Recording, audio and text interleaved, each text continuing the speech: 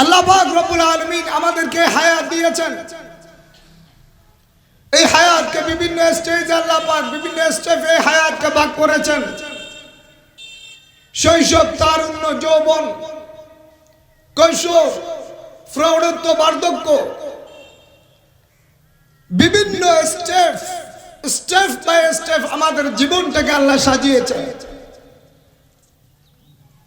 আল্লাহ পাক রব্বুল আলামিন দুনিয়ার এই হায়াত আমাদেরকে কেন দিয়েছেন আমরা সকলে জানি। ওলামায়ে কেরামগণের নসিহতের মাধ্যমে আমরা জানি এই হায়াত মৌজ মাস্তির মাধ্যমে, খেল তামাশার মাধ্যমে, আল্লাহর নাফরমানির মাধ্যমে, আল্লাহর শরিয়ার বিরুদ্ধে গাদ্দারির মাধ্যমে, রাসূলুল্লাহ সাল্লাল্লাহু আলাইহি ওয়াসাল্লামের সুন্নাহর বিরুদ্ধাচরণের মাধ্যমে, এক কথায় আল্লাহর নাফরমানির মাধ্যমে এই হায়াতকে নষ্ট করার জন্য, অতিবাহিত করার জন্য আল্লাহ এই হায়াত দেন নাই। আল্লাযী খালাকাল মাউতা ওয়াল হায়াতা লিয়াবলুয়াকুম আইয়ুকুম আহসানু আমালা। সূরা মুলুক আমরা সব জায়গায় বলি, ঘুমানোর আগে সূরা মুলুক তিলাওয়াত করবেন। তাবারাকাল্লাযী বিয়াদিহিল মুলক ওয়া হুয়া আলা কুল্লি শাইইন কাদির। সূরা মুলক তিলাওয়াত অনেক ফজিলত। आशिक़े इलाही बुलंद शहरी मरने के बाद क्या होगा किताबेर ভেতরে লিখেছেন কিয়ামতের ময়দানে সূরা মুলুক আল্লাহর সাথে বারগেনিং করবে। আল্লাহকে বলবে, রব্বে কায়নাত, আপনার এই বান্দাকে আপনি জাহান্নামে দিতে পারবেন না। আপনার এই বান্দার জীবনের গুনাহ, সমস্ত গুনাহ মাফ করে এই বান্দাকে জান্নাত দিতে হবে। কেন? আপনার এই বান্দা আমাকে তিলাওয়াত করা ছাড়া কখনো বিছানায় শুয়ে নাই, ঘুমায় নাই। সুবহানাল্লাহ। ফজরের নামাজের পরে সূরা ইয়াসিন, সন্ধ্যাবেলায় সূরা ওয়াকিয়া, অনেক ফজিলত। তিরমিজি শরীফের হাদিস, রাসূলুল্লাহ সাল্লাল্লাহু আলাইহি ওয়াসাল্লাম বলেন, ও আমার উম্মত, পাঁচটি জিনিস আসার আগে পাঁচটি জিনিসের গুরুত্ব দাও। একটা জিনিসের সাথে আরেকটা জিনিস ইনক্লুডেড, সম্পৃক্ত, সংযুক্ত, মুদ্রার এপিঠ আর ওপিঠের মতো। আল্লাহ পাক রব্বুল আলামিন তোমাকে পাঁচটি নিয়ামত দিয়েছে। এই পাঁচটি নিয়ামত চলে যাবে। এই পাঁচটি নিয়ামতের পরে আর পাঁচটি অতিরিক্ত নিয়ামত আসবে। ওই পাঁচটি নিয়ামত আসার আগে আল্লাহ প্রদত্ত পাঁচটি নিয়ামতের গুরুত্ব দাও। রহমতে আলম সাল্লাল্লাহু আলাইহি ওয়াসাল্লাম বলেন, ইগতানিম খামসান ক্বাবলা খামস। পাঁচটি জিনিস তোমার জীবনকে আক্রান্ত করার আগে, পাঁচটি জিনিস তোমার জীবনে পদার্পণের আগে পাঁচটি জিনিসের গুরুত্ব দাও। এক নাম্বার, শাবাবাকা ক্বাবলা হারামিক। বার্ধক্য আসার আগে যৌবনের গুরুত্ব দাও। কারণ এই যৌবন কারো চিরস্থায়ী নয়। ইমাম ফখরুদ্দিন রাজি তার মশহুর রেসপন্সিবল তাফসীরের কিতাব তাফসীর কবির আল মারুফ বিহি মাফাতিহুল গায়ব লিখেছেন, একটা মানুষের যৌবনকাল, যৌবনের সময় হলো 20 বছর, 20 থেকে 40, 40-এর পরে বুড়া। এই যৌবন কখনো ফিরে আসবে না। ও যুবক, আমার আপনার জীবন থেকে 2021 সাল, আমার যৌবনের 365টি বসন্ত আমার জীবন থেকে চলে গেল। আমার ভেতরে ক্যালকুলেশন, আমার ভেতরে হিসাব নিকাশের টেন্ডেন্সি তৈরি হওয়া দরকার। এই যৌবন আর কখনো ফিরে আসবে না। গুনাহ করার জন্য যেমন যৌবনের দরকার হয়, এনার্জি আর পাওয়ারের দরকার হয়, আল্লাহর গোলামি আর ইবাদতের জন্য যৌবন আর এনার্জির দরকার হয়। কারণ মানুষ ইবাদত করতে গেলে শক্তি লাগে, আবার গুনাহ করার জন্য শক্তি লাগে। এজন্য আল্লাহর দরবারে যৌবনের দাম অত্যন্ত বেশি। যৌবনের ইবাদতের ক্ষেত্রে আমাদের আসলাফ আকাবেররা আমাদের যুবকদেরকে অনেক নসিহত করেছেন। ও যুবক, তোমার একটা সিজদা আল্লাহর দরবারে বার্ধক্যকালীন কোটি চেয়ে দাম বেশি। সুবহানাল্লাহ। 31 নাইট কয়েকদিন আগে চলে গেছে। সাম্রাজ্যবাদের এক বিষ বাষ্পের নাম 31 নাইট। বর্ষবরণ বর্ষ বিদায়কে কেন্দ্র করে এই অপসংস্কৃতি আমাদের বাংলাদেশে চালু হয়েছে, ঠিক কিনা বলেন? এই 31 নাইটে বন্দর নগরী চট্টগ্রাম থেকে শুরু করে সারা বাংলাদেশের এমন কোন মেহরাব ছিল না যে মেহরাব থেকে 31 নাইটের কুফল সম্পর্কে আলোচনা করা হয় নাই। আমরা বলেছিলাম 31 নাইট নামক এই নাফরমানি আর অনৈতিক কর্মকাণ্ডের এই অপসংস্কৃতি ইসলাম এবং মুসলমানদের শত্রু যারা সাম্রাজ্যবাদ, তাদের আমদানি করা সংস্কৃতি, এই সংস্কৃতি মুসলমান গ্রহণ করতে পারে না, ঠিক কিনা বলেন? ফটকাবাজি, ফানুসবাজি, বেলুনবাজি, মদ, গাঁজা, ইয়াবা, বেহায়াপনা, বেলাল্লাপনা, ডিমুরালাটি, অবাধ যৌনাচার থেকে শুরু করে এমন কোন নাফরমানি, এমন কোন আল্লাহর শরীয়তের বিরুদ্ধে গাদ্দারিমূলক কর্মকাণ্ড ছিল না যেই কর্মকাণ্ডগুলো মানুষ 31 ডিসেম্বর দিবাগত রাত 12টার পরে মানুষ করে নাই। রাজধানী ঢাকার ডেমরা থেকে শুরু করে ঢাকার অনেক জায়গায় ভয়াবহ অগ্নিকাণ্ড হয়েছে। ইলেকট্রনিক মিডিয়া, প্রিন্টিং মিডিয়ার মাধ্যমে, সবিশেষ সোশ্যাল মিডিয়ার মাধ্যমে আমরা দেখেছি। আমাদের বন্দরনগরী চট্টগ্রামেও অনেক অগ্নিকাণ্ডের ঘটনা ঘটেছে। শুধু তাই নয়, 1.5-2 বছরের এক বাচ্চা হার্টের রোগী রাত 12টার পরে যখন ফটকাবাজি শুরু হলো, যখন আতশবাজি আর ফানুসবাজির বিকট আওয়াজে পৃথিবীর অবস্থা যখন ভয়াবহ হয়ে গিয়েছিল, এই সন্তান ভীত সন্ত্রস্ত হয়ে চিৎকার করে ঘুম থেকে জেগে ওঠে। মা বাবা অনেক কষ্ট করে ঘুম পাড়ানোর জন্য, এই বাচ্চা ঘুমায় না। বাচ্চা বলে, মা এগুলো কি, আমার তো ভয় হচ্ছে। বাচ্চা কাঁপতেছে, থরথর করে কাঁপে ভয়ে। এরপর দিন এই মাসুম বাচ্চা মা বাবার কোল খালি করে দুনিয়া থেকে চলে গেছে। মানুষকে কষ্ট দেওয়া, আপনি আনন্দ উদযাপন করবেন, আপনি আনন্দ উচ্ছ্বাস সেলিব্রেট করবেন, ডাজন্ট ম্যাটার, এটা আপনার ব্যক্তিগত ব্যাপার, ব্যক্তিগত কথা। কিন্তু আনন্দ উল্লাসের নাম দিয়ে, বিভিন্ন বিয়ে শাদীতে মেহেদি অনুষ্ঠানের নাম দিয়ে, সাউন্ড পলিউশনের মাধ্যমে, ডিজিটাল মাইক্রোফোনের মাধ্যমে, সাউন্ড বক্সের মাধ্যমে গান বাজনা করবেন, বুড়া বুড়া বৃদ্ধ মুরব্বীদের ঘুমকে হারাম করবেন, বাচ্চাদের ভয়ের কারণ হবেন, রোগী অসুস্থ যারা তাদেরকে কষ্ট দেবেন। এই স্বাধীনতা আপনাকে, এই অথরিটি আপনাকে আমার ধর্ম ইসলাম যেমন দেয় নাই, আমার বাংলাদেশের সংবিধান আপনাকে এই অধিকার দেয় না। তারপরে হচ্ছে আল্লাহর নাফরমানি দিন দিন বৃদ্ধি পাচ্ছে। আল্লাহ বলতেছেন আসতেছে ওমিক্রন, আসতেছে। যৌবন এটা আল্লাহর ইবাদতের জন্য। যৌবনকে কাজে লাগিয়ে একজন মানুষ আশরাফুল মাখলুকাত, সোনালী মানুষে পরিণত হতে পারে। যৌবনকে কাজে লাগিয়ে একজন দুনিয়ার মর্তলোকের মানুষ জান্নাতুল ফিরদাউসের মালিক হতে পারে। আবার এই যৌবনকে নষ্ট করে একজন মানুষ দ্বিপদী চতুষ্পদী জানোয়ারের চেয়েও নিকৃষ্ট হয়ে জাহান্নামে নিক্ষিপ্ত হতে পারে। এজন্য যৌবনের দাম বেশি। আল্লাহ রসুল বলেন, শাবাবাকা ক্বাবলা হারামিক, বার্ধক্য আসবে, ডেফিনেটলি বার্ধক্য আসবে। মুসলমান ভাইরা আমার, রাস্তা দিয়ে একজন দাদা, বৃদ্ধ একজন মানুষ লাঠিতে ভর করে টক টক করে হাঁটতেছে আর আসতেছে। অপর প্রান্ত থেকে 20 বছরের টকবগে একজন যুবক আসে। আল্লামা রুমি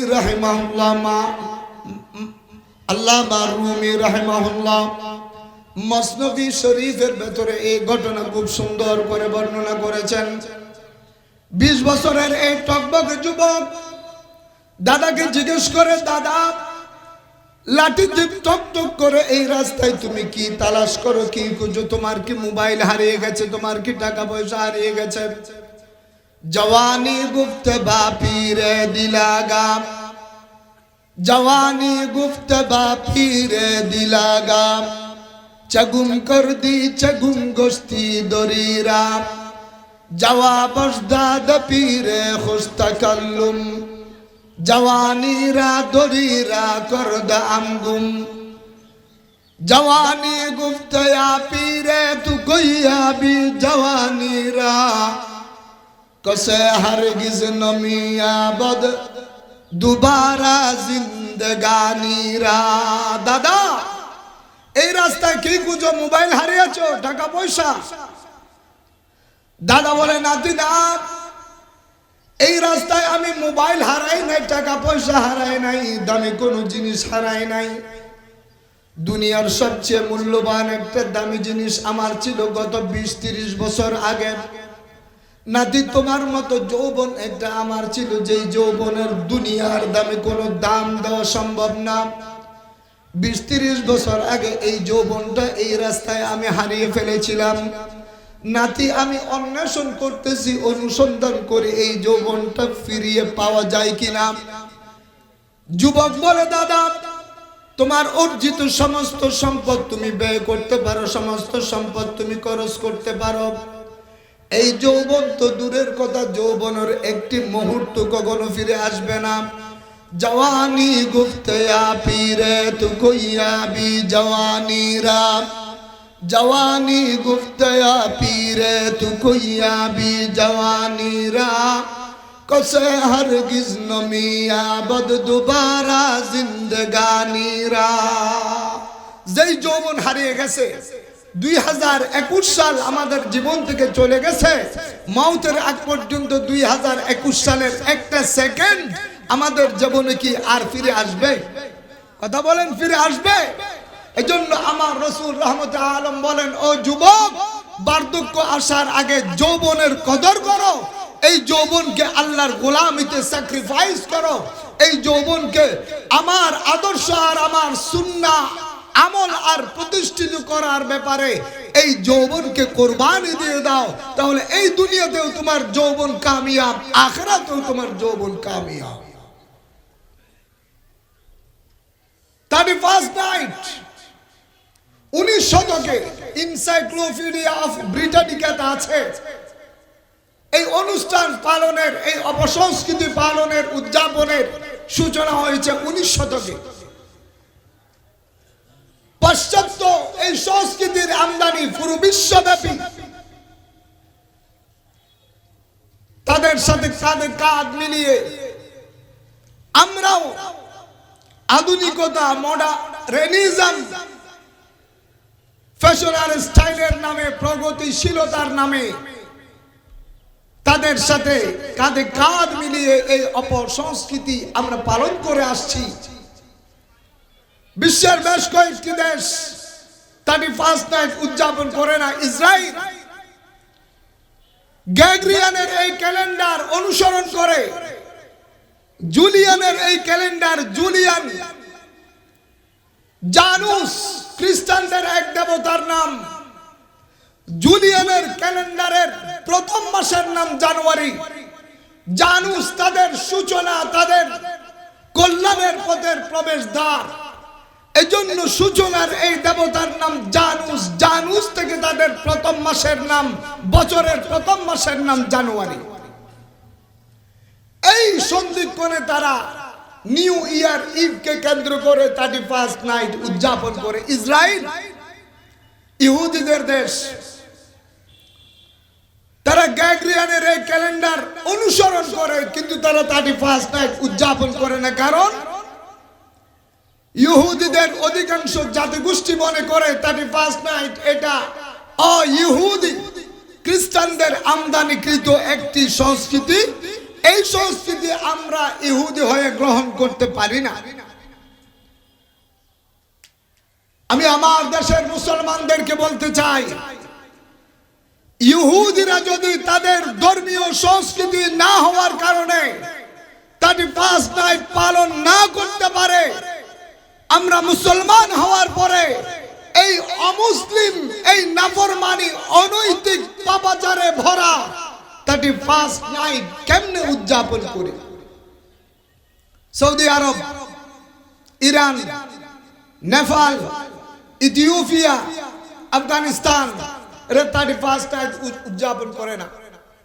সৌদি আরব তো জানুয়ারি ফেব্রুয়ারি এই ক্যালেন্ডার এরা মানেও না, অনুসরণ করে না। ইরান, আফগানিস্তানে ওই ক্যালেন্ডার নাই। এই সময়টাতে কি করা দরকার?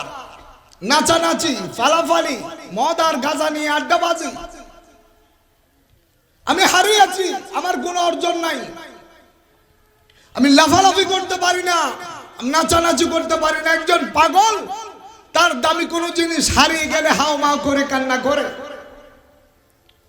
আমার আপনার জীবন থেকে একটি বছর চলে গেল, মওতের আগ পর্যন্ত এই হারিয়ে যাওয়া দিন রাত, ঘন্টা, মিনিট, সেকেন্ডের ভেতর থেকে একটি সেকেন্ড আমি আর কখনো পুনরুদ্ধার করতে পারবো না। অনেক দামি জিনিস আমার হায়াত থেকে চলে গেল। এই হায়াত কত দামি, কত দামি, কত দামি। আল্লাহ পাক রব্বুল আলামিন এই হায়াতের কসম করে কোরআনে কথা বলেছেন, অথচ আল্লাহ পাক রব্বুল আলামিনের কসম করার কোনো দরকার নাই, আল্লাহর শপথ করার কোনো দরকার নাই।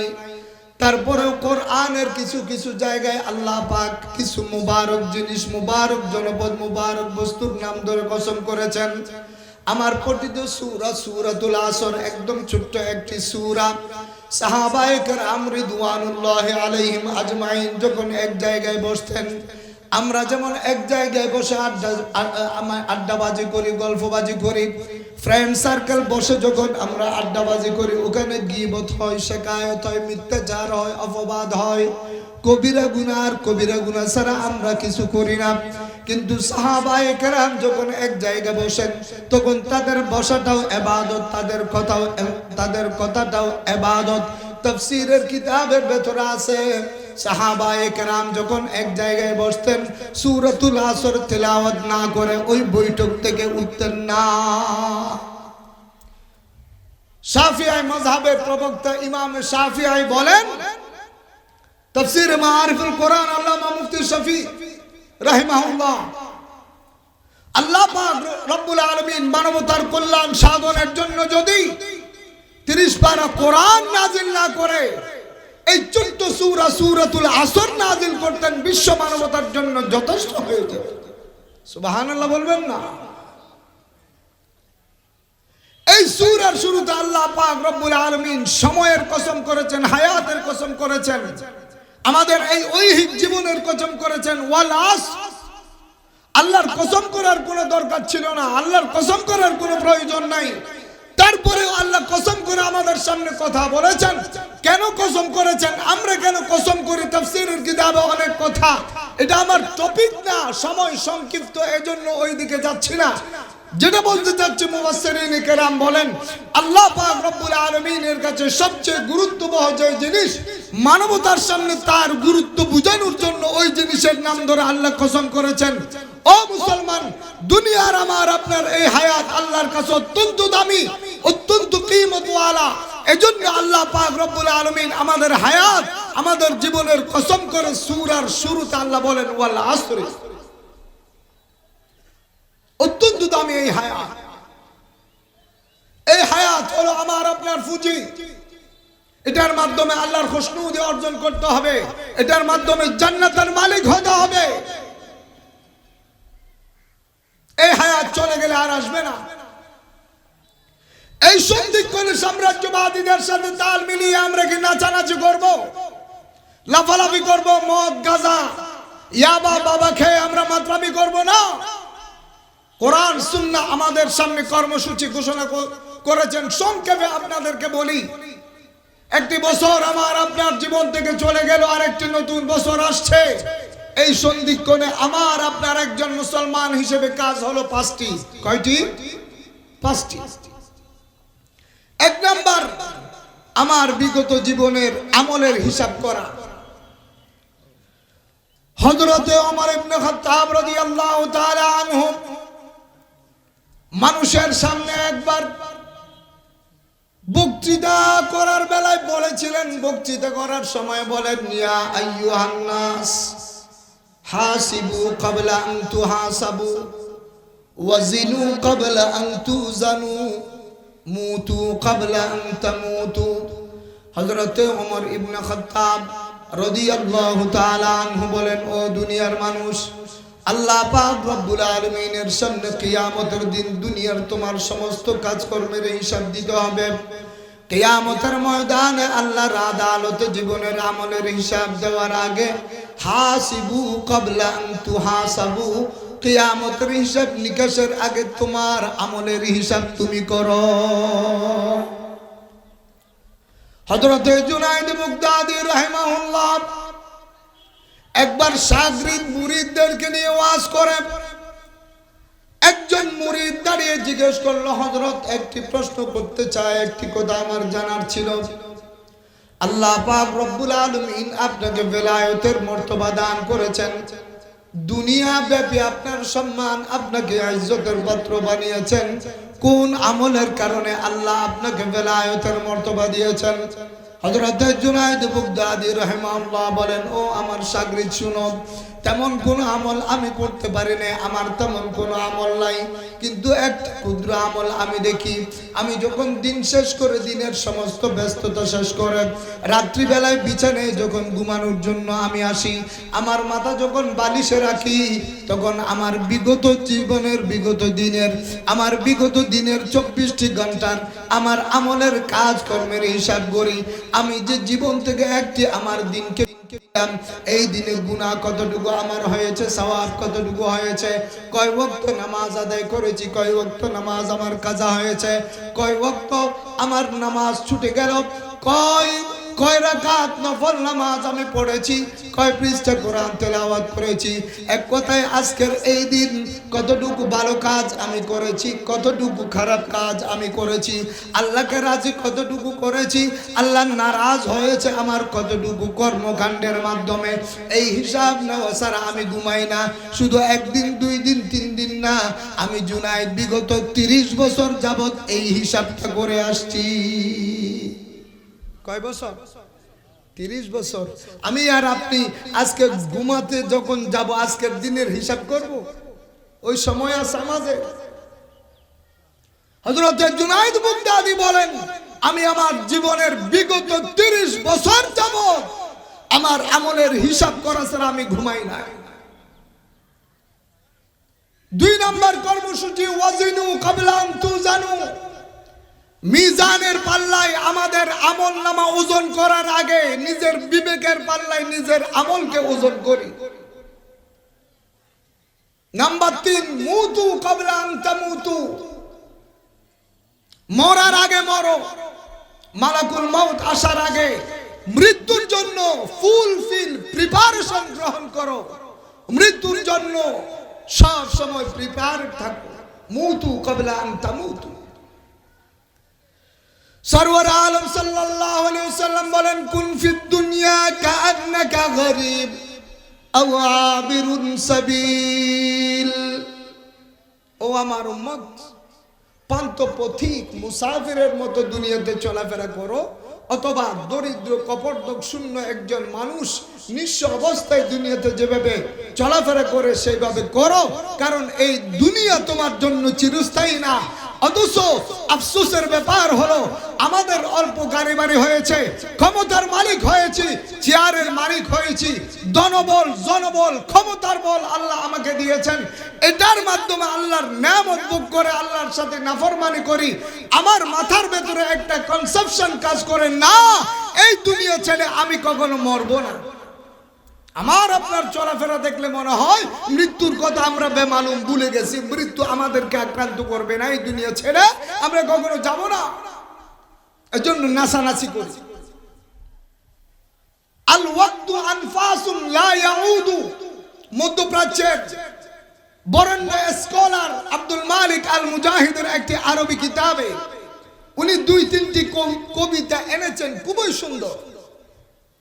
ইন্না লা নাফরাহু বিল আইয়ামি নাকতাউহা ইন্না লা নাফরাহু বিল আইয়ামি নাকতাউহা ওয়া কুল্লু ইয়াউমিন মাদা ইউদনি মিনাল আজালি ফা'মাল লিনাফসিকা ক্বাবলাল মাউতি মুজতাহিদান ফা'মাল লিনাফসিকা ক্বাবলাল মাউতি মুজতাহিদান ইন্নামার রিবহু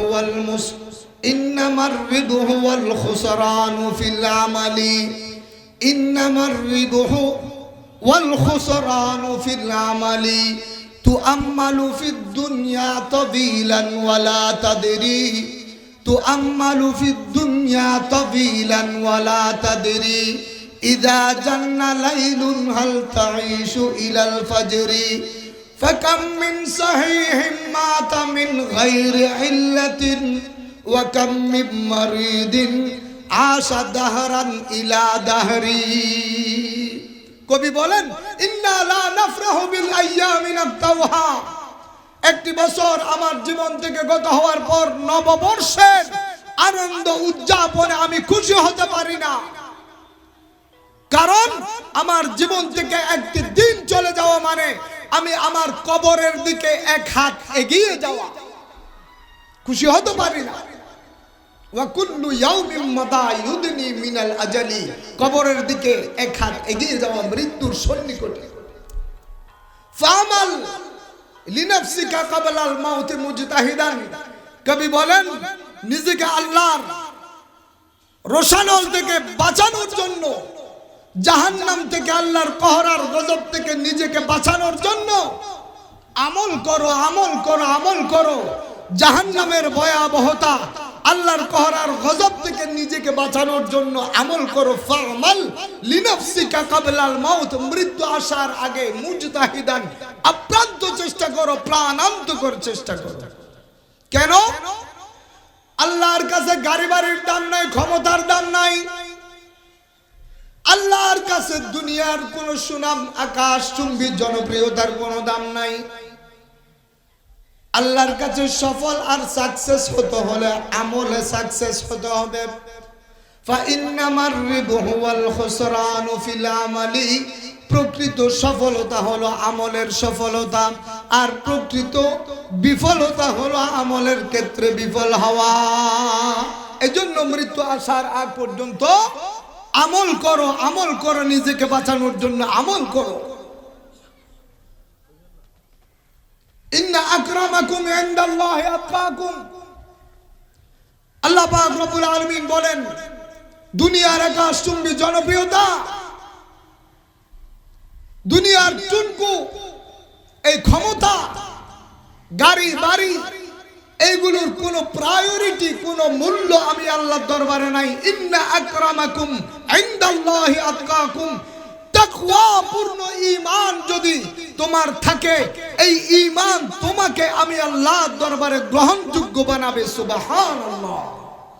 এজন্য জো বাইডেন জাতিসংঘের মহাসচিবের চেয়ে, মার্কিন প্রেসিডেন্ট জো বাইডেনের চেয়ে একজন ঈমানওয়ালা, খোদাবীর, মুত্তাকি, পরহেজগার একজন রিকশাওয়ালার দাম আল্লাহর দরবারে কোটি গুণ বেশি, ঠিক কিনা বলেন? কোটি গুণ বেশি। মুতু ক্বাবলা আন তামুতু, অথচ আমরা তো মনে করি অনেক বছর বাঁচবো না, অনেক সময়।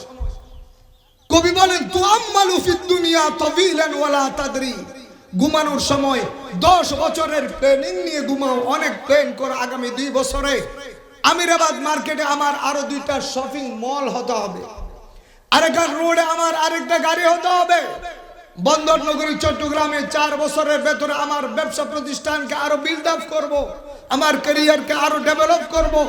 10 বছর 20 বছরের প্ল্যানিং নিয়ে ঘুমাও, অথচ এই রাত শেষ হওয়ার পরে আগামীকালের সূর্যোদয় তুমি দেখবে কিনা তার কোনো গ্যারান্টি না।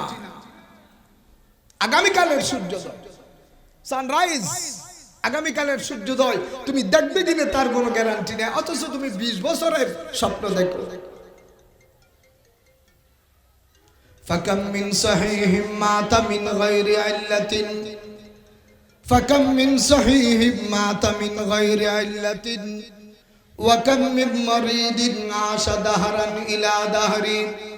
অসুস্থ মানুষ, ও যুবক ভাই মনে করে আমার কোনো অসুখ নাই, আমি টকবক যুবক, আরো 20 বছর 30 বছর বাঁচবো। কবি বলেন ফাকাম মিন সহিহিম মাতা মিন গায়রি ইল্লাতিন।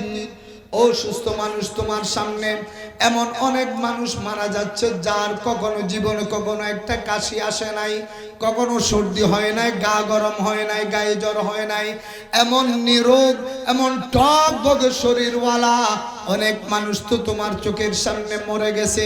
অথচ তুমি মনে করে বসে আছো আমার তো কোনো ডায়াবেটিস নাই, আমার কোনো আলসার নাই, আমার কোনো ক্যান্সার নাই, দুরারোগ্য কোনো ব্যাধি আমার নাই, আমি এখনো টকবকে যুবক, আরো 30-40 বছর পরে বাঁচবো। কবি বলেন ফাকাম মিন সহিহিম মাতা মিন গায়রি ইল্লাতিন ওয়া কাম মিন মারিদিন আশা দাহরান ইলা দাহরি। কবি বলেন করোনা মহামারীতে যদি, করোনা মহামারী যদি তোমাকে মারতে পারে, ক্যান্সার আলসার যদি তোমাকে মারতে পারে, তাহলে হাসপাতাল ক্লিনিকের ভেতরে শত শত মাস, বছরকে বছর জিন্দা লাশ হয়ে আলসার ক্যান্সার নিয়ে জীবিত আছে, এখনো মরে না অনেক বান্দা বান্দি আছে না নাই? আওয়াজ দিয়ে বলেন আছে না নাই? রোগ যদি আমাকে আপনাকে মারতে পারে, তাহলে কবি বলেন তোমার চোখের সামনে হাসপাতাল ক্লিনিকে জিন্দা লাশ হয়ে বছরকে বছর পড়ে আছে, পরিবার পরিজন বলে এই মানুষটা মরে না কেন? নিজেও কষ্ট পাচ্ছে, আমাদেরকেও কষ্ট দিচ্ছে। আল্লাহ তুমি এইরকম জটিল কঠিন রোগ, যে রোগ হলে পরে আমার পরিবারের কাছে, আমার ছেলে মেয়ের কাছে বোঝা হয়ে যায়, এমন জটিল কঠিন রোগ থেকে তুমি আল্লাহ আমাদেরকে হেফাজত করো, সকলে বলি আমিন। ফাকাম মিন সহিহিম মাতা মিন গায়রি ইল্লাতিন ওয়া কাম মিন মারিদিন আশা দাহরান ইলা দাহরি। যুগের পর যুগ জিন্দা লাশ হয়ে বেঁচে আছে সুস্থ মানুষ,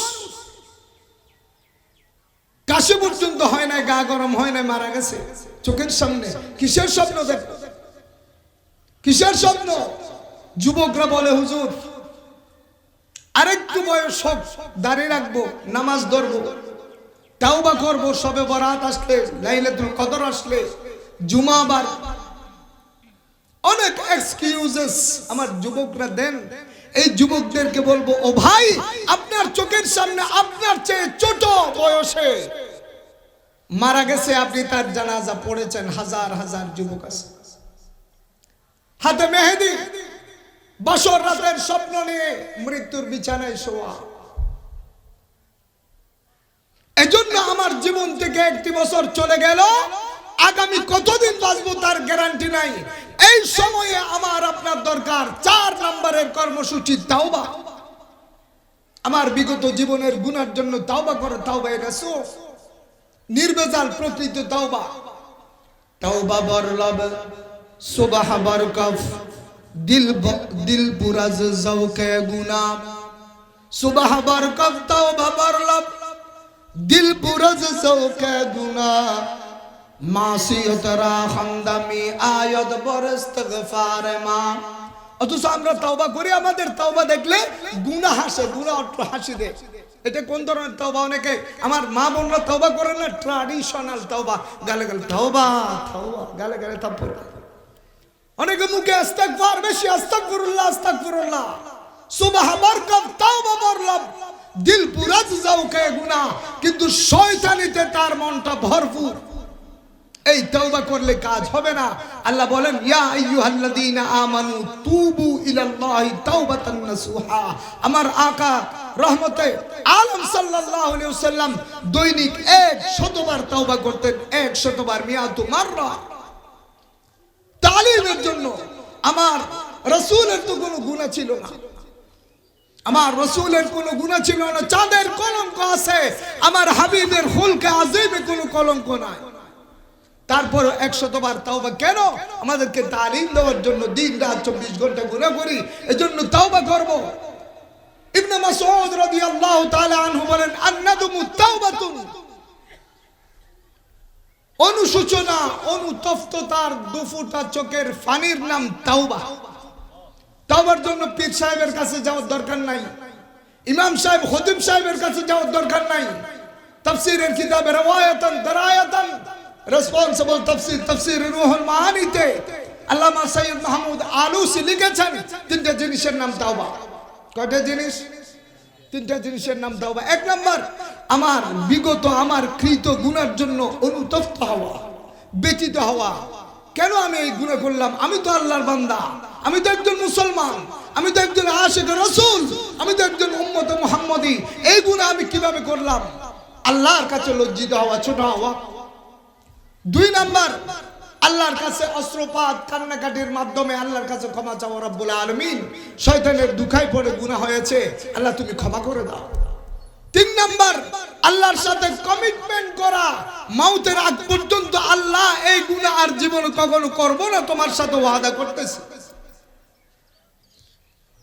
হযরতে আলী রাদিয়াল্লাহু তাআলা আনহু ৬টি কাজকে বলেছেন। আরেকটি কাজ হলো, আমার আমল আমার কাজের মাধ্যমে যদি কারো হক নষ্ট হয় তাহলে তার হকটাকে যথাযথভাবে ফিরিয়ে দেওয়া, অথবা যদি হক ফিরিয়ে দেওয়ার সামর্থ্য না থাকে তার কাছে গিয়ে মাপ চাওয়া, তোমার এই হক আমি নষ্ট করেছি, তুমি আমার এই হকটা আমাকে মাফ করে দাও। এটার নাম তাওবা।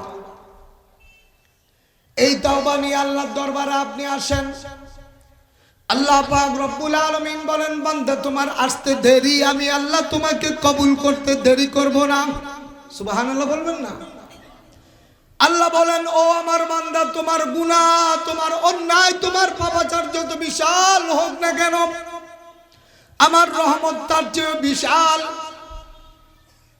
বান্দা যত গুনাহই তোমার হোক না কেন, আমার দরবারে আসো, তোমার আসতে দেরি হবে। আমি আল্লাহ আমার রহমতের পানির মাধ্যমে তোমার জীবনের সমস্ত গুনাহ মাফ করতে এক সেকেন্ড দেরি করব না। ৫ নম্বর কর্মসূচি হলো ওয়াবুদ রাব্বাকা হাত্তা ইয়াতিয়াকাল ইয়াকিন। আমার আপনার আগামী হায়াত যেটা আছে, আল্লাহর ইবাদত বندگির জন্য পরিকল্পনা করা, প্ল্যান করা, মওতের আগ পর্যন্ত কখনো আল্লাহর নাফরমানি করব না। এই কনসেপশন, হিসাব নিকাশ, আমলের পরিমাপ করা, ওজন করা, মৃত্যুর প্রস্তুতি গ্রহণ করা, সর্বাবস্থায় তাওবা করা, আল্লাহর ইবাদত বندگی করা, রাসূলুল্লাহ সাল্লাল্লাহু আলাইহি ওয়াসাল্লামের সুন্নাহ মোতাবেক আমল করে আগামী জীবন সাজানো, এটাই হলো আমার আপনার বর্ষবরণ, বর্ষ বিদায়ের কর্মসূচি। আমার আপনার বর্ষবরণ আর বর্ষ বিদায়ের কর্মসূচি কখনো ওই সাম্রাজ্যবাদীদের সেই অপসংস্কৃতি হতে পারে না, পারে না, পারে না। কখনো হতে, এক সেকেন্ডের জন্য হতে পারে না। এই কনসেপশন মুসলমানদের ভেতরে শিক্ষা দেয়, তৈরি করে দুইটা মাধ্যম। একটা হলো মাদ্রাসা, যেটা শৈশবকালে তারুণ্য অবস্থায় এই কনসেপশন, এই ধারণা তৈরি করে দেয় যে শিক্ষা ব্যবস্থা, ওই শিক্ষা ব্যবস্থার নাম ইসলামী শিক্ষা, দ্বীনি শিক্ষা। এই দ্বীনি শিক্ষা অর্জন করার দুটো মাধ্যম।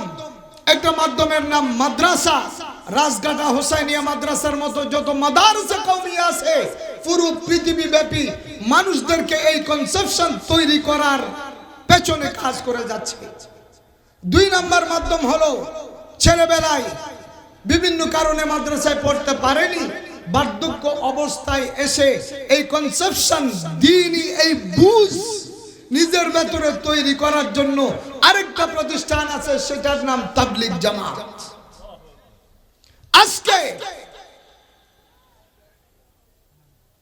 ইহুদিদের একটি হিডেন, ইহুদিদের একটি গোপন বই আছে, দ্য প্রটোকলস অফ এল্ডার জায়ন।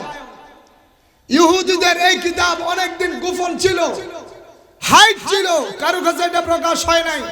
খ্রিস্টান একটা মেয়ের সাথে ইহুদি একটা পাদ্রীর, ধর্ম প্রচারকের তথাকথিত ভালোবাসা হয়ে গেল, বইটা লিকেজ হয়ে গেল, দ্য প্রটোকলস অফ লার্নেড এল্ডার জায়ন। এটা নাকি বাংলা ভাষায় এটা অনুবাদ হচ্ছে, শুনেছি।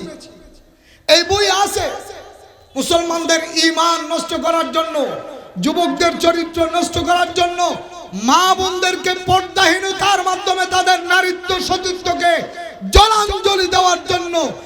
একমাত্র দ্বীন আর ইসলাম টিকে থাকার পেছনে যার অবদান মাদারিস কওমিয়া, আরেক অবদান তাবলীগ জামাত, এই দুই মাধ্যমের বিরুদ্ধে মাধ্যমের পেছনে এই সাম্রাজ্যবাদীদের ষড়যন্ত্র চলতেছে, আগামীতেও চলবে।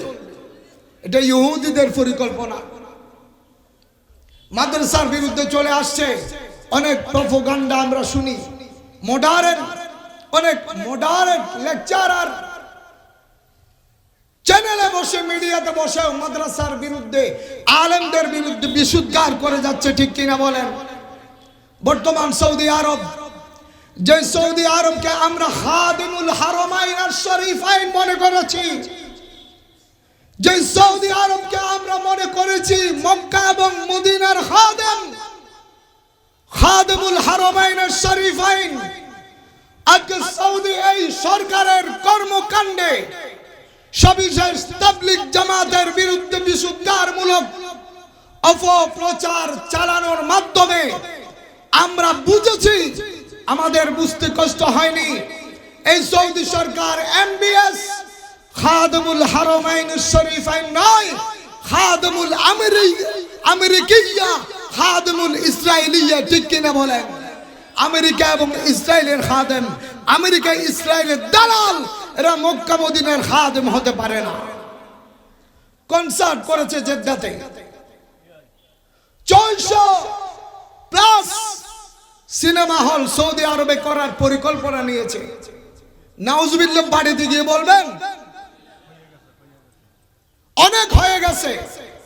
400 সিনেমা হল সৌদি আরবের মুবারক সরহদের ভেতরে, জমিনের ভেতরে তারা করবে। নিউ ওয়ার্ল্ড অর্ডার, বিশ্বকে নতুন ভাবে সাজানোর সাম্রাজ্যবাদী যে নীল নকশা, তার অন্যতম হলো এই এমবিএস এর মাধ্যমে। আমি তো মুহাম্মদ বিন সালমান কখনো বলি নাই, আমি বলি মুজাম্মাম বিন সালমান। এমবিএস এই ইসরায়েল এবং আমেরিকার এই দোসর সৌদি আরবের পবিত্র ভূমিকে নাপাক করতে চায়। দুনিয়ার পৃথিবীর 600 কোটি মুসলমান বাঁচা থাকা অবস্থায় আমরা এটা কখনো করতে দেব না ইনশাআল্লাহ তাআলা। জেদ্দাতে কনসার্ট হয়েছে, সিনেমা হল তৈরি হয়েছে, মদের লাইসেন্স দিয়েছে, নারীদের ওপেন ড্রাইভিং সহ নারীদের ওপেন চলাফেরার স্বাধীনতা দিয়েছে। তাই বলে এই হারাম সমস্ত কাজ কি হালাল হয়ে গেল? কথা বলেন। আহলে সুন্নাহ ওয়াল জামাতের চারো ইমাম একমত। শাইখুল ইসলাম ইবনে তাইমিয়ার মজমুআয়ে ফতওয়ায়ে ইবনে তাইমিয়াতে স্পষ্ট আছে, ইস্তিহলালুল হারামি কুফরুন। আপনি একটা হারাম বাঁচতে পারতেছেন না, হারাম করে ফেলেছেন, কবিরা গুনাহ। কিন্তু আপনি হারামকে, সুস্পষ্ট হারামকে হালাল করার চেষ্টা করবেন, আপনি কাফের হয়ে যাবেন, কুফরিতে মুবতালা হবেন, আপনি আর মুসলমান থাকবেন না। গান সৌদি আরবে জায়েজ, সিনেমা প্রদর্শনী জায়েজ, নামাজের বেলায় নামাজ না পড়ে বর্তমান দোকানপাট করা জায়েজ করে দিছে। এই হারাম কতগুলো সুস্পষ্ট হারামকে সৌদি হালাল করেছে, তার মানে এই নয় এই হারামগুলো হালাল হয়ে গেছে। তদ্রুপ সৌদি আরবের প্রতিটি মসজিদ থেকে যদি তাবলীগ জামাতের বিরুদ্ধে বিশুদ্ধার করা হয়, জঙ্গি সংগঠনের তকমা লাগিয়ে দেওয়া হয়, এই তাবলীগ জামাতের একটা ক্যাশ পর্যন্ত ক্ষতি হবে না ইনশাআল্লাহ। এটা উলামায়ে কেরামের, এটা ওয়ারাসাতুল আম্বিয়া উলামায়ে কেরামের, এটা মুবারক জামাত। আসুন মাদারিস কওমিয়া মুবারক জামাতকে হেফাজত করি, আমাদের আমলকে আমরা সুসজ্জিত করি। আল্লাহ তৌফিক দান করুন। আসসালামু আলাইকুম ওয়া রাহমাতুল্লাহ।